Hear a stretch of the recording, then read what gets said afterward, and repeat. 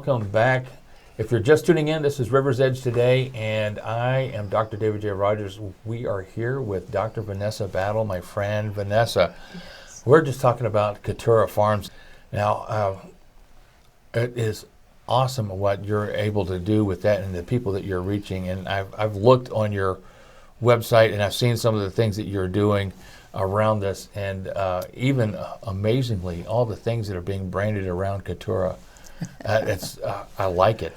Amen. I love it. Mm-hmm. Now, on the farms, you did the research on. Mm-hmm. You've got the book. You've even had sessions where you're talking about the book, and you've done seminars around the book. Mm-hmm. How did that transition into the farming?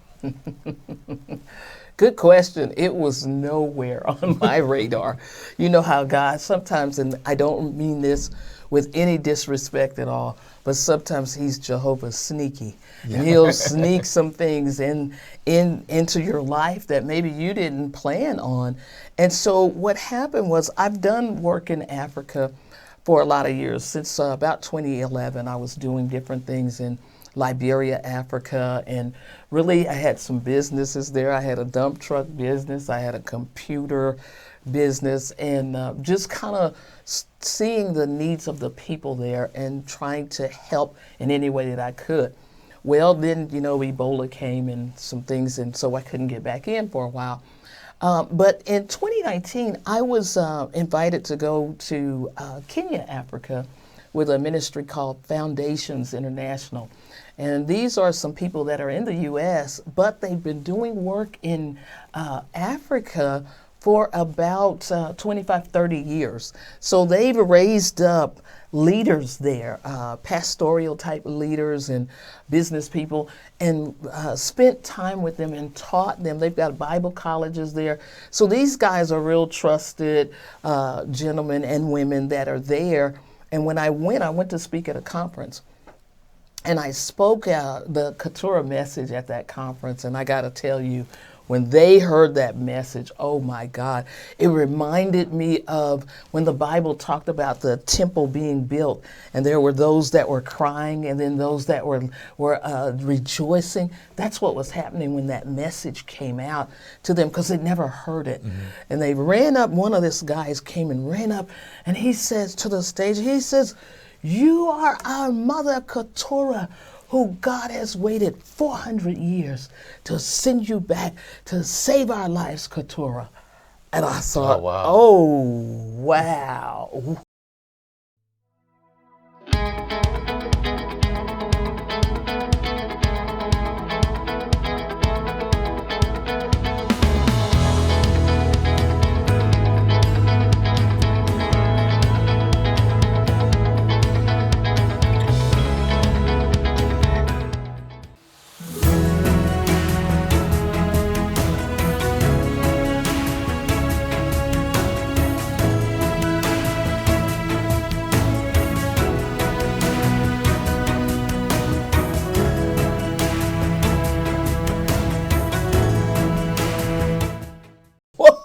What does that mean?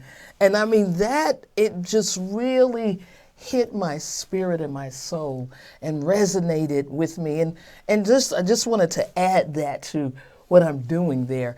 As we were riding around, I kept looking in Kenya. I kept looking and I said, these people are too poor. And I've been to Africa before, and I know the poverty that's there and other places. I've been Dominican Republic, and I know the poverty there. But something happened, and I'm just riding and looking, and I'm saying, God, what am I seeing?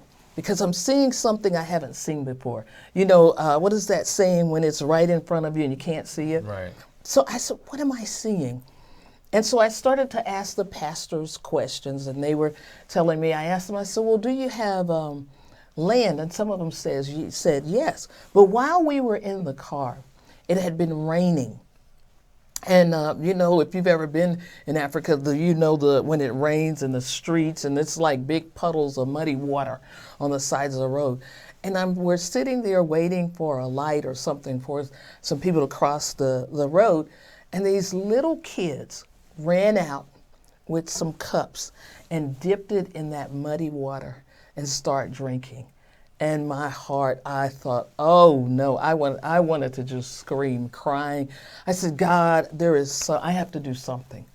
This should not be on our watch that these kids are drinking this kind of water. And so I began to ask the pastors about, if they knew how to farm. A lot of them already had land. I said, well, why are you not farming? They said, Mommy. And I told you the story where I thought when they called me Mommy, I thought, wow, what an honor. And then I realized they call everybody Mommy. But, but anyway, they said, we have no resources to get started. I said, what do you mean, resources?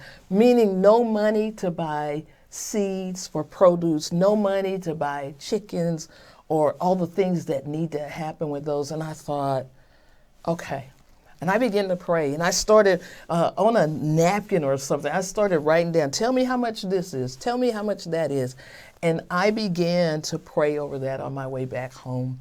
And once we got back, probably a couple of months later, I said, God, I can start a farm over there, really just a small farm, with a couple of $100. Yeah. Just out of my own pocket. And that's what I did. I just started sending money for seeds. I started sending money for, for chickens and just small things like that. And people began to use the funds the right way and started sending me pictures of some of the produce and some of the things. And I thought, oh my God. And then another farm came, and then another pastor came, and I thought, okay, am I really getting ready to be a farmer? God, is this what you want me to do? So that's how it all got started. Very simple, seeing a need. As the body of Christ, we're supposed to be solutionists. Yeah.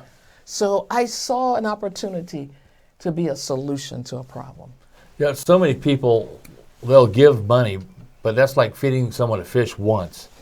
But if you teach them how to, in this case, farm rather than be a fisherman, you feed them for a lifetime. Yeah. And this is what God is doing through Keturah Farms. Now, if you want to get connected with Dr. Venessa Battle, we'll get some information where you can get connected and be a part of what she's doing.